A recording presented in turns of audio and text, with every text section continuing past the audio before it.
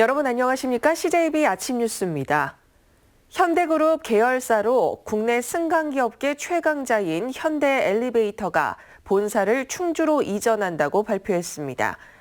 대기업 본사를 충북으로 유치하는 건 처음 있는 일로 충청북도 투자유치 담당 공무원들의 끈질긴 노력이 결실을 맺었습니다. 조상호 기자입니다. 경기도 이천에 본사를 둔 현대엘리베이터가 기업 공시를 통해 충주의 신공장 건립과 함께 본사까지 이전한다고 발표했습니다.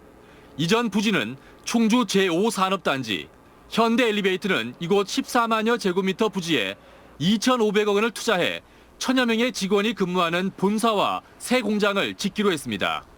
충북에 대기업 본사를 유치하는 건 이번이 처음입니다. 현대엘리베이터가 시설 노후화로 새 공장 부지를 물색한다는 동향을 접한 충청북도 투자유치 담당 공무원들이 3년 동안 치밀하고도 끈질기게 노력한 결과입니다. 사실은 10회 이상 방문을 해서 이 기업과 접촉을 했었고요. 현지에 남는 부분도 검토를 했었기 때문에 그거보다는 새로운 부지에 와서 새롭게 만드는 게 더 좋다 이런 설득도 했습니다. 현대엘리베이터는 매출액이 2조 원에 육박하는 국내 승강기 업계 1위 업체입니다. 연간 2만 8천여 대의 승강기를 생산해 국내 시장의 43%를 점유하고 있습니다. 국내외 70여 개 사업장에 임직원 수는 3,900여 명에 이릅니다. 앞으로 충주 경제 발전에 크나큰 도움이 될 것으로 생각되고요. 충주의 산업 발전사에 새로운 획을 긋는 것이라고 보여집니다. 현대엘리베이터 본사가 이전하면 연구소와 상당수 협력업체들도 동반 이전하게 돼 파급 효과가 매우 클 것으로 보입니다. 충청북도는 현대엘리베이터가 원하는 시기에 공장을 지을 수 있도록 행정 지원을 아끼지 않겠다고 밝혔습니다. CJB 뉴스 조상호입니다. 행복도시 건설청과 충청북도 등 충청권 4개 시도가 광역도시 계획을 공동 수립합니다. 중부권이 다 함께 잘 사는 동반 성장을 위한 첫걸음을 내디뎠습니다. 구준혜 기자입니다. 최근 충청북도는 대전 지하철을 세종과 오송을 거쳐 청주공항까지 연결할 방안을 연구하고 있습니다. 따로따로인 도시계획을 인접시도로 확대, 혜택을 나누자는 발상입니다. 앞으로 시도를 넘나드는 충청권 공동발전사업이 활발히 추진됩니다. 행복도시건설청과 충청권 4개 시도가 행복도시권 광역도시계획을 공동 수립하기로 하고 협약을 체결했습니다.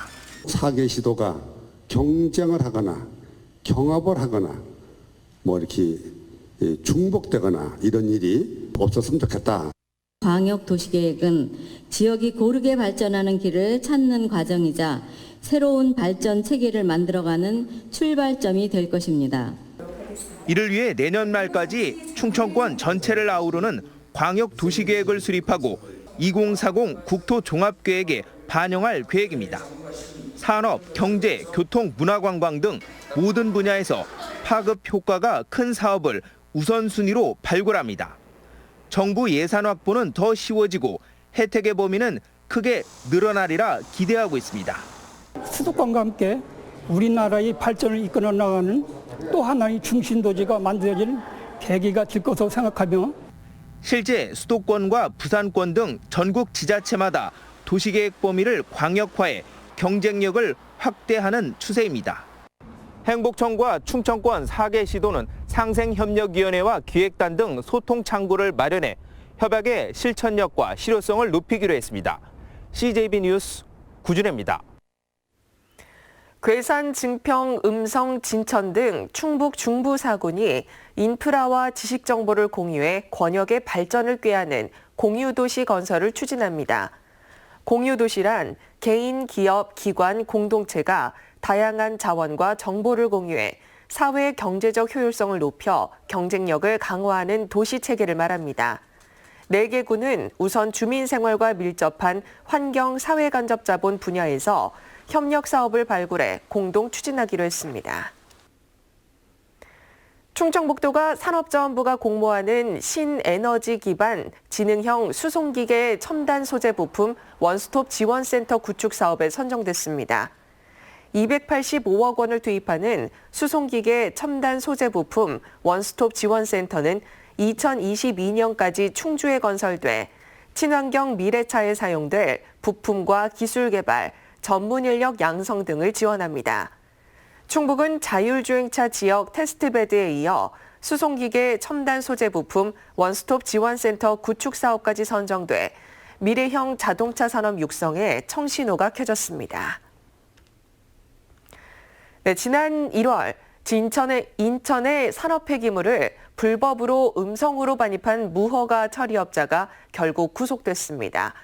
이번 사건을 계기로 관련 제도가 강화되는데 특히 단순 운반자라도 엄한 처벌을 받게 됩니다. 이태형 기자가 보도합니다. 꼬리에 꼬리를 문 수십 대의 화물차가 도로변에 세워져 있습니다. 인천의 한 공단에 보관돼 있던 폐기물을 반입하다 적발된 차량들입니다. 1,000톤이 넘는 폐기물에는 암을 유발할 수 있다는 경고문까지 붙어 있었지만 어떠한 안전 조치도 없었습니다. 머리 아프고 메스껍고 토하고 또 눈이 뻑뻑해지고 이래가지고 고통이 엄청 심해. 석 달이 넘는 수사 끝에 환경부와 검찰은 사건의 주범인 폐기물 처리업자 선모 씨를 구속했습니다. 그리고 불법 배출을 위탁한 8개 업체도 확인돼 수사가 이어지고 있습니다. 주범 핵심, 그다음에 알면서 한 폐기물 업체라든가 배출업체, 허가받고도 이렇게 불법하는 업체, 이런 업체들 대상으로 지금 하고 있는 거예요. 한편 이번 사건을 계기로 관련 제도들도 개선됩니다. 운송자는 화주에게 운송 대상이 무엇인지 확인해야 하고 의심이 갈 경우 의무적으로 신고해야 합니다. 이번 사건의 경우 화물차 기사들은 건축자재인 줄만 알았다며 억울함을 호소했었지만 이제는 운전자들도 법적 처벌 대상이 된다는 얘기입니다. CJB 뉴스 이태현입니다. 충북 참여자치시민연대는 기자회견을 열고 청주시는 테크노폴리스 유적 유물 보존 방안을 마련하라고 촉구했습니다. 또 체계적인 보존과 활용 방안을 찾기 위해 민관학 거버넌스를 구성하자고 제안했습니다. 이에 대해 청주시는 유적 유물에 대한 보존 여부를 결정하는 것은 문화재청의 권한이라고 밝혔습니다. 2월과 3월에 반짝 반등했던 기업 체감 경기가 지난달 다시 악화한 것으로 조사됐습니다. 한국은행 충북본부의 기업 경기 조사 결과 충북 지역 제조업의 4월 업황 BSI는 63으로 한 달 전보다 4포인트 하락했습니다. 제조업 경기 실사 지수는 지난 1월 62까지 떨어진 후 2달 연속 반등했지만 4월에 다시 최저점 가까이 주저앉았습니다. 충북의 소비자 물가지수 상승률이 넉 달 연속으로 0%대를 기록했습니다. 충청지방통계청에 따르면 충북의 4월 소비자 물가지수는 104.55로 1년 전 같은 달보다 0.4% 상승했습니다. 충북은 지난 1월 0.9%를 기록한 이후 넉 달 연속으로 상승률이 1%를 밑돌고 있습니다. 네, 다음 뉴스입니다. 시공사 교체와 체불 임금 농성, 학생 임시 배치까지 말도 탈도 많았던 청주시 방서동 단재초등학교가 당초 일정보다 2달 늦게 개교했습니다. 초유의 늑장 개교 사태를 겪은 학부모들은 다시는 같은 일은 없어야 한다고 입을 모으고 있습니다. 조용강 기자입니다. 예정보다 2달 늦게 자신들의 학교를 찾은 760여 명의 학생들. 새 건물, 새 책걸상이 반갑기만 합니다. 우리 새로운 학교에 이렇게 오니까 어때요? 단재초가 개교하기까지 적지 않은 진통을 겪었습니다. 법정 관리 중인 공동 도급사 한 곳이 중도에 공사를 포기하면서 건설 기계가 멈췄고 준공도 2달이나 늦어졌습니다. 학생들은 통학버스를 타고 인근 3개 학교를 오가는 더부살이를 감수해야 했습니다. 버스를 타고 왔다 갔다 한다는 자체가 위험하잖아요. 사고 위험성도 있고 앞으로는 이런 일이 없이 모든 제때 맞춰서 학교가 개교했으면 좋겠어요. 1억 원대의 장비와 임금 체불도 발생해 교육청 입구와 앞마당에는 20일 넘게 대형 스피커와 천막이 설치됐습니다. 남맥상을 지켜본 도의회는 관리 부실 책임을 물어 도교육청을 강하게 질타하기도 했습니다. 그 현장 대리인을 상주해서 추진해 나가다가 공정률보다 지연될 경우에는 양사의 대표자를 모아가지고서 현장 확인 후에 재공사를 추진하는 방안으로 노력하겠습니다. 초유의 개교 연기 사태를 겪으며 문을 연 청주 단재초등학교. 하지만 외벽, 판넬 공사 등 완전한 공사 마무리까지는 며칠이 더 소요될 것으로 보입니다. CJB 뉴스 조윤광입니다.